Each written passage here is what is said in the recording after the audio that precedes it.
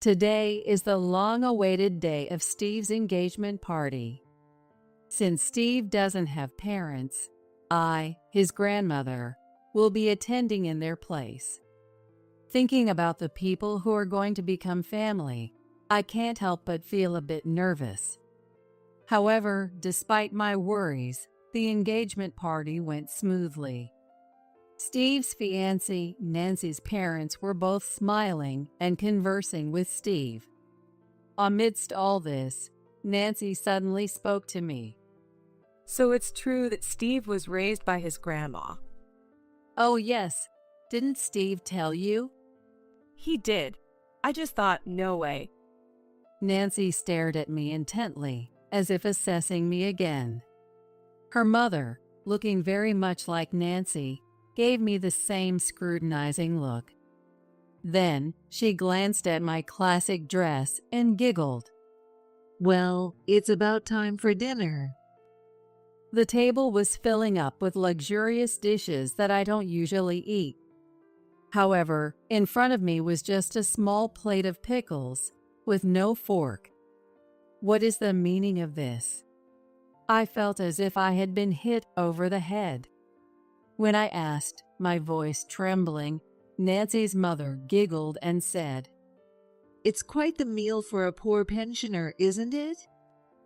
Why did I have to endure such words? Do they understand how rude they are being? Are these the people I'm supposed to become family with? My thoughts were swirling with anger, sadness, and frustration, and I couldn't say a word. Then Steve, who was sitting next to me, stood up silently and said in a terrifyingly low voice, That's enough. Let's go home, Grandma. I'll take you back to your high-rise condo. What? A high-rise condo? Ignoring Nancy's high-pitched voice, Steve continued, Grandma doesn't deserve to be treated so rudely. Because Grandma is. My name is Katherine Johnson. After living a busy life, I suddenly found myself 64 years old. Now, I enjoy my remaining years while holding a design class for children once a week. My daughter Diana has become independent, and I now have a lovely grandson named Steve. I've become a full-fledged grandma. With a shopping bag in one hand, I headed to my favorite fruit store with a light step. When I showed up at the fruit store, the owner immediately noticed me and greeted me cheerfully. Hello, Catherine. You're in a good mood today. Oh, you can tell? The sharp-eyed owner quickly noticed my good mood. I nodded big, feeling pleased that he noticed. Actually, Diana and her family, including my grandson Steve, are coming to visit. And today is also Diana's wedding anniversary. After losing my husband early, I always looked forward to Diana occasionally sending me photos of Steve and visiting with him. Diana values not only messaging on her phone, but also writing letters by hand, sending them during the seasons and travels. A few weeks ago, she sent me a card from a family trip to a spa, mentioning they would visit for their anniversary. It's wonderful they're coming to visit on such a special day. That's great. By the way, the new cake shop in the neighborhood has the perfect cakes for celebrations. The owner was moved, as if it were his own family, showing me the town magazine with the cake shop advertisement. While the cake shop looked stylish and new, I shook my head in response. No, I thought I'd bake something myself. I came to buy the ingredients today. Since Diana's family was coming to visit for their special anniversary, I wanted to do something special to welcome them.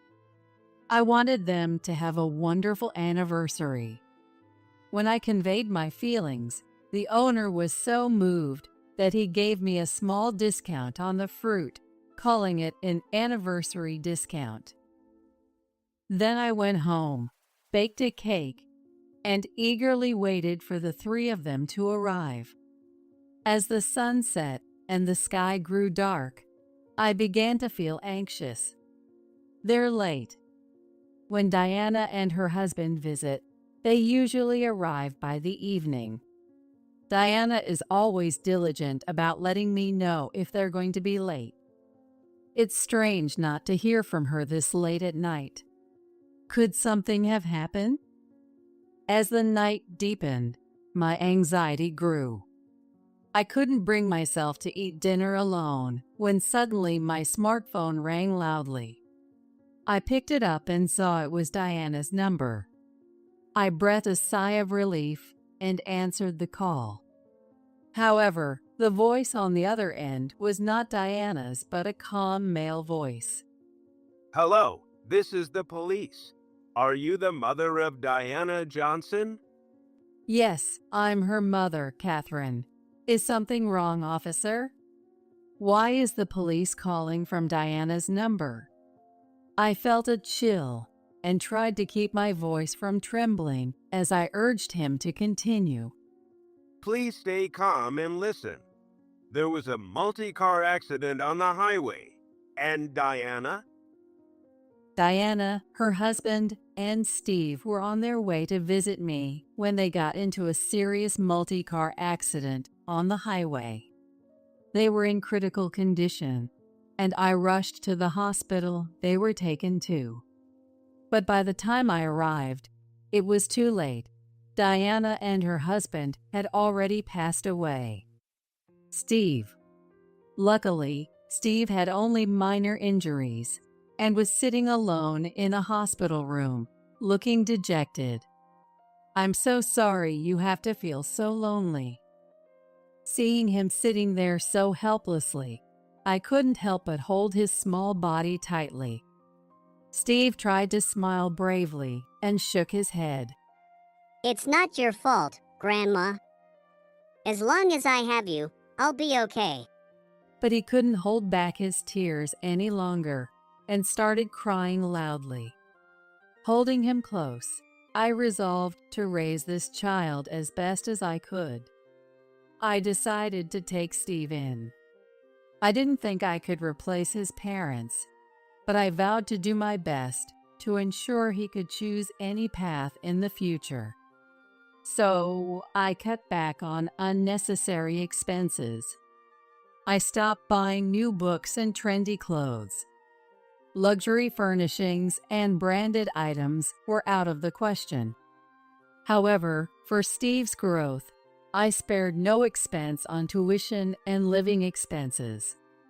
Even so, sometimes doubts would creep into my mind.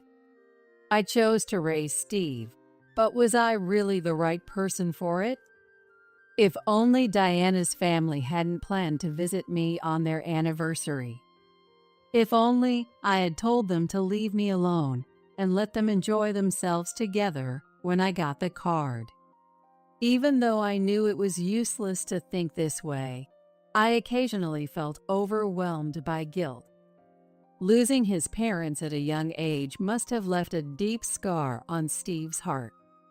He might even get teased at school. Worried, I decided to attend Steve's school Parents' Day to see how he was doing. Apparently, Steve, with his kind nature, is quite popular in his class. As soon as recess started, Steve was quickly surrounded by his classmates. I felt relieved that he didn't seem to be having a hard time when I overheard one classmate curiously ask, Steve, don't you have a mom and dad? That's weird. That innocent question sent a chill down my spine. They must have found it strange that only his grandmother was there instead of his parents. But contrary to my worries, Steve replied in a cheerful voice. But I have my grandma. He glanced at me briefly and then said proudly, My grandma is really kind. She cooks delicious meals, encourages me to try everything, and she can do anything. She's amazing. Wow, can she bake cakes? She sure can. They're super delicious. That's awesome. That day, I secretly shed tears when I got home and treated him to a homemade cake filled with fruits. From then on, Steve studied hard, graduated from a prestigious university, got a job, and moved away just like Diana. Raising a child for the second time was just as uncertain as the first, but I managed to get through it. Now, my joy comes from the letters Steve sends me. He must have watched Diana writing letters because Steve has always been diligent about writing, sending me letters on my birthday and other occasions. This habit continues to this day. Oh, a letter from Steve. One day, I opened the mailbox as usual and found a letter from Steve. I hurried back home, excitedly opened the envelope, and read the letter. Besides the usual updates, he mentioned he had a fiancée. Her name is Nancy Simpson, a cheerful colleague from his workplace. He finally found someone special. He also wrote that they were thinking of getting married and wanted to meet me. Nancy wanted to invite me to a restaurant. Feeling tears well up as I read about Steve's growth, I circled the date on the calendar in red. Because I was looking forward to it so much, the promised day arrived quickly. The designated restaurant was quite upscale, so I decided to wear a formal dress for the first time in a while. As I sat and waited, Steve soon arrived with a woman. Looking up at the grown-up Steve, my heart was filled with joy and pride. Long time no see, Grandma. How have you been? Of course, I've been well. It's good to see you looking well too, Steve. As I mentioned in my letter, let me formally introduce you. This is my fiancée, Nancy Simpson. Nice to meet you. I'm Nancy Simpson. Nancy sincerely greeted me. Nice to meet you too. I'm Steve's grandmother, Catherine. I followed her example and greeted her. Then I thought I heard a soft chuckle from Nancy. Curious, I looked up to see her staring at me intently. That scrutinizing look lasted only a moment before she flashed a friendly smile. I'm so happy to finally meet you. Steve talks about you all the time. I've always been curious. Hey, stop it. It's embarrassing. It's true, though. Watching the two of them laugh together, I decided to dismiss the discomfort I felt earlier as my imagination. It was clear they had a good relationship. Steve, who had gained various experiences in the workplace, chose Nancy himself. I had no reason to worry. The dinner went smoothly. As Steve had said, Nancy was cheerful and a great conversationalist. It seemed she worked in sales at a clothing store, and although she was in a different department, she and Steve often had lunch together. Spending time together, they gradually grew closer. Hearing about their beginning and stories from work was so enjoyable. When caught up in the bittersweet tales, laughing like a teenager and savoring the food, Steve eventually stood up with a hint of embarrassment. I'll be right back. Just need to use the restroom. As soon as Steve left, Nancy suddenly spoke in a blunt tone, completely different from before. So it's true that Steve was raised by his grandma. Oh, yes. Didn't Steve tell you? He did. I just thought, no way. Nancy stared at me again with that appraising look. I had made sure to follow the dress code, but I wondered if there was something off. It seemed to me that Nancy was disappointed by my modest dress. But don't worry. I can love Steve no matter what his flaws are, and I'll take good care of you in your old age too, Catherine. What? I felt like she had just said something very rude. While I was still stunned, Steve returned with a cheerful, "I'm back." Nancy quickly put on her friendly smile again, acting like nothing had happened. Is Nancy really the right person for Steve? I felt a bit uneasy, but I didn't know everything about Nancy. I didn't want to dismiss the person Steve chose, so I swallowed my anxiety. The wedding preparations progressed smoothly. And before I knew it, today is finally the day of the engagement party. Since Steve's parents had passed away, I was naturally attending in their place. Nancy's family had booked a luxury hotel for the occasion, saying it was a special day. Apparently, they had known the hotel manager for a long time, and he was happy to accommodate the engagement party. Thinking about the people who would become my family made me a bit nervous. Also, I had only met Nancy that one time at the restaurant, and the unease I felt then was still stuck in my throat like a bone. But despite my worries, the engagement party went off without a hitch. Both of Nancy's parents were cheerfully chatting with Steve. We've heard a lot about you from Nancy. Yes, she says you're doing an excellent job at work. I hear you're even up for a promotion next year. Oh no, I still have a long way to go. Steve responded modestly, looking a bit embarrassed. Just as Nancy came to greet me, Steve must have gone to greet Nancy's parents. It seemed they liked him, and I felt relieved. Don't be so modest. Someday, you might even contract with our company. Oh, your company? Didn't I mention it? My father runs an apparel shop. He is even contracted with famous designers from Paris and other top designers worldwide. Well, hey, Nancy, this isn't the time to boast. Oh, sorry. I just got carried away. Apparently, Nancy's father's company had quite a reputation in the fashion industry. He handed me a business card, but I didn't recognize the company name. However, I probably only knew the tip of the iceberg. I didn't think much of it and placed the card on the table. So, it seems everyone here has experience in the fashion industry. Steve's workplace was also related to fashion. Additionally, all of Nancy's family members were involved in running apparel shops.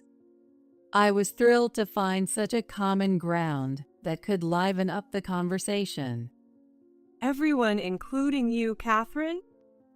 Yes, actually, I used to be a designer. Before I took in Steve, I had worked as a designer. Although I no longer worked as one, those days as a designer were some of the brightest memories I had. Thinking that everyone who was going to become family had a connection to the fashion industry made me feel grateful for my experience as a designer. An idea struck me, and I leaned forward.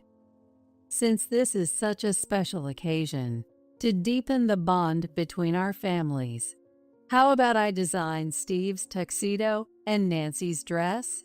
And we can choose the fabrics together. It would be a wonderful gift to celebrate the two of them. Of course, it was up to Steve and Nancy, the main people involved, to decide. Even though the final decision was theirs, I thought it was a lovely idea. I wanted to do something for them, to celebrate their special day in my own way. When I made the suggestion, Nancy's family looked at me in surprise. You design, Catherine? Yes, if I do it, I'll make the best dress and tuxedo. I would have to start by researching the latest trends.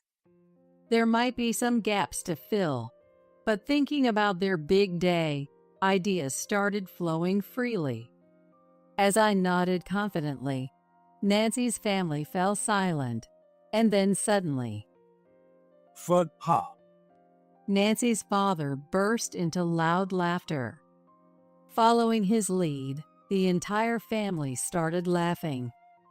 I was taken aback. The loud laughter that echoed throughout the room was clearly mocking me. No, excuse me. I just didn't expect such a suggestion. Nancy's father said after laughing for a while and then clearing his throat. I appreciate the thought, but we can't accept designs made by someone of your financial status. What? I couldn't comprehend what he had just said. As I stood there speechless, Nancy's mother gave me the same scrutinizing look Nancy had given me before. She glanced at my classic dress and giggled. Don't worry, Catherine. We've arranged for the finest outfits from a famous designer for them. You don't need to trouble yourself.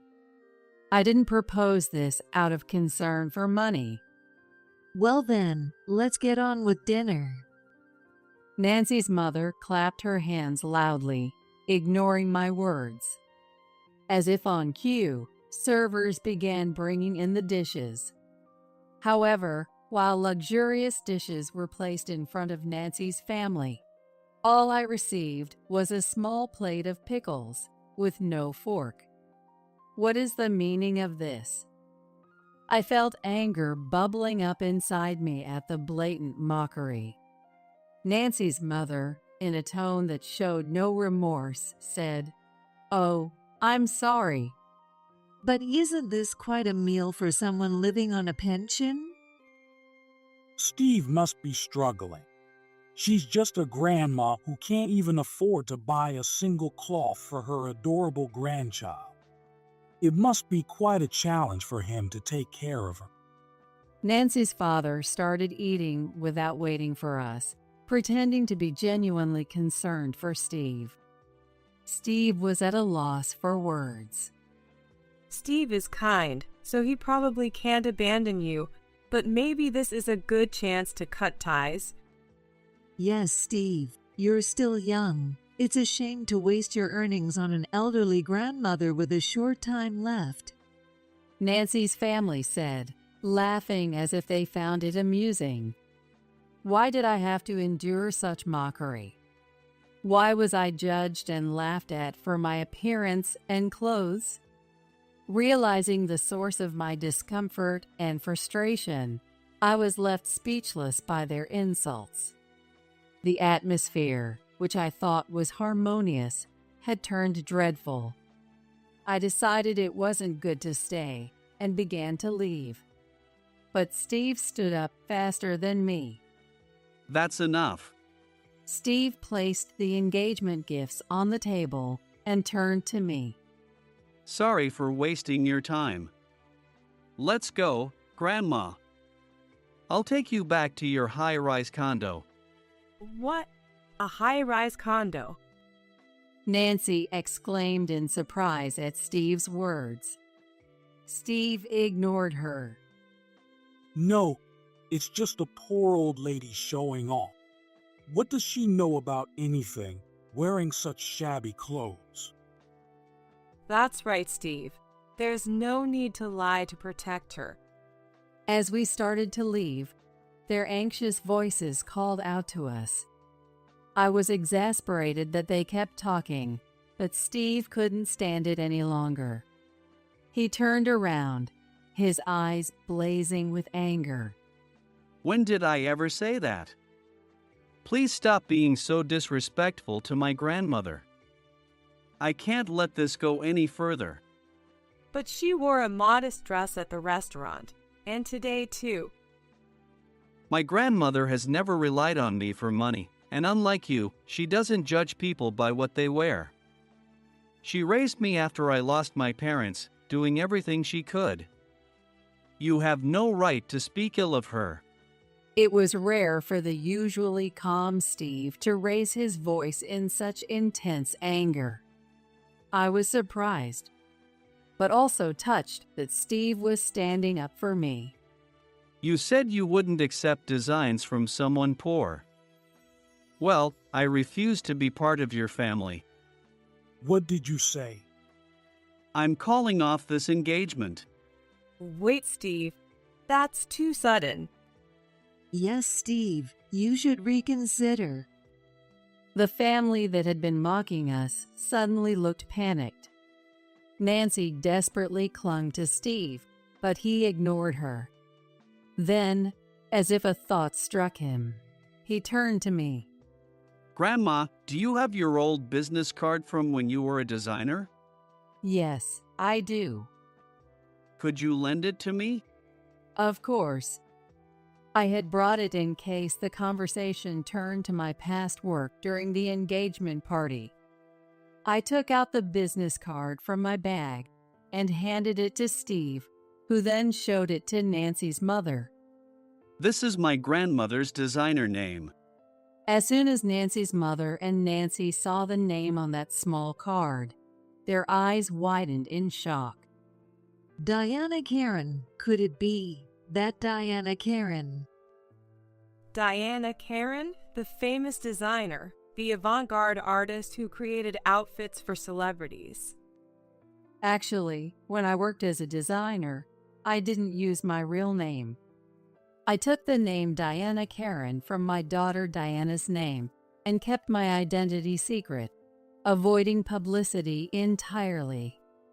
I thought I had left the industry, but it seemed my name hadn't been forgotten. My grandmother quit her job as a designer to raise me. She never spent money on herself to ensure I would never be in need. I can't forgive anyone who disrespects her. Please never contact us again. Having said what he wanted, Steve turned to leave. The three of them came desperately chasing after. Wait, no, please wait, both of you. Catherine, we were terribly rude earlier. Realizing that Steve wouldn't talk to them anymore, Nancy's father hurriedly apologized to me. But I clearly remembered how they had laughed at me, judged me by my appearance, and were obsessed with money. Steve had spoken out so strongly. I knew I had to confront my feelings too, so I firmly said to the three of them, I also oppose my beloved grandson becoming part of your family. Catherine, Steve. Thus, our engagement party ended in a complete mess. However, neither Steve nor I had any regrets. Steve was initially downcast, feeling betrayed by Nancy, but he eventually realized it was better to know her true nature before marriage. Afterward, Nancy spread rumors at work, claiming I was the victim of Steve suddenly calling off the engagement. But thanks to Steve's sincere explanation and Nancy's reputation, the misunderstanding didn't spread and soon died down. Despite everything, Nancy still played the victim, saying, I lost the chance to boast about having a wedding dress designed by the legendary designer. People around her were exasperated by her behavior, and she eventually had to resign. Steve wrote to tell me that he had regained his peaceful daily life. However, I still had a minor issue on my end. That was, Catherine, we're so sorry. Please forgive our rudeness. We deeply regret our actions, please. Nancy's family frequently showed up at my home, begging for forgiveness. I wondered how they got my address, but figured they might have asked Steve. It wasn't Steve's fault, but I was frustrated that they kept coming despite the matter being settled between us. I shook my head at the camera on the intercom. No, what's been said can't be unsaid. Not only had Nancy resigned, but her father's company was also struggling. The reason was that word had spread about them insulting the famous designer Diana Karen. One of the renowned designers contracted with Nancy's father's company happened to be my former student. When she heard about the incident, she was furious and promptly withdrew her products. And apologizing for money doesn't mean anything to me. If you persist, I'll call the police. I calmly warned them, but the three of them wouldn't stop barging into the high-rise condo. Eventually, complaints from neighbors led to the police issuing a strict warning to them. One day, as life began to return to normal, I received a call from one of my former students. She was the one who had been contracted with Nancy's father's company. It seemed she wanted me to help her with some work now that I've raised Steve to adulthood, if I had time. Maybe it's not a bad idea to return to designing, I thought. I immediately agreed to her request. And when I went to discuss the future work, it turned out to be at the company where Steve worked. Long time no see, Catherine. Thank you for joining the project. It's been a while. I thought it would be a good change of pace. With you, Catherine, we're unbeatable. Apparently, my student had started a new contract with Steve's company. It must be fate. With renewed determination, I returned to the fashion industry, creating new memories with my beloved student. And as for the growing closeness between my student and Steve, that's a story for another